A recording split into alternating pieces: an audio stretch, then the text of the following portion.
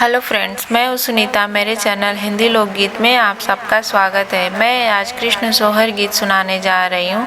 अगर ये वीडियो पसंद आए तो प्लीज़ लाइक कमेंट सब्सक्राइब करें और सब्सक्राइब के बगल में बेल आइकन है उसे प्रेस करना ना भूलें, जिससे कि मेरे नए वीडियो की नोटिफिकेशन आपको मिलती रहे। यशोदा के वो हीरे माड़ैया बधैया भल बाजई हो। यशोदा के वही रे माड़ैया बधैया भल बाजइयो। सखिया जन में है कुंवर कन्हैया गो, तीन गाँव सोहर हो।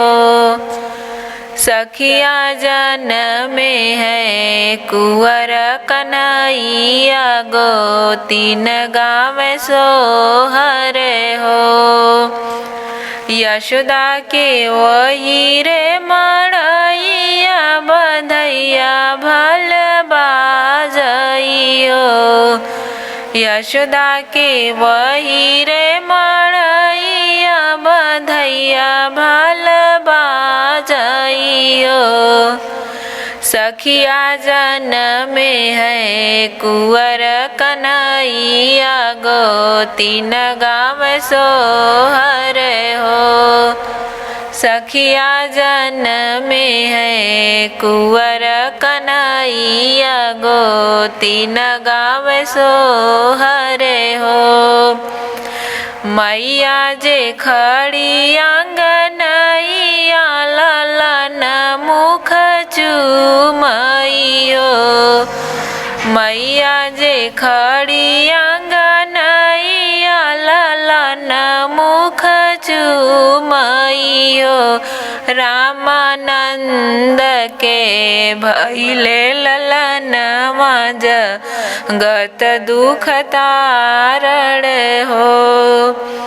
रामानंद के भइले ललनवा जगत दुख तारण हो। मैया जे खड़ी आंगनैया तरुपिया लुटावे हो। मैया जे खड़ी आंगनैया तरुपिया लुटावे हो। रामानंद लुटावेले मोहरिया जगत जस गावई हो। रामानंद लुटावेले मोहरिया जगत यस गावई हो। डोलिया पे मीठी थपेलिया सखी न जेई मारई हो।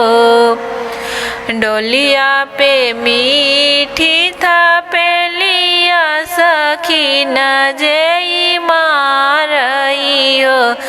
बहिनी आनंद होई गए बखरिया ललन किलकारई हो। बहिनी आनंद होई गए बखरिया ललन किलकारई हो।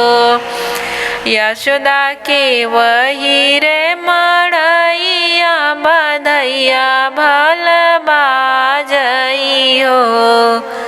यशोदा के वही रे माड़ैया बधैया भल बाजई हो। सखिया जन में है कुंवर कन्हैया गो, तीन गाँव सोहर हो।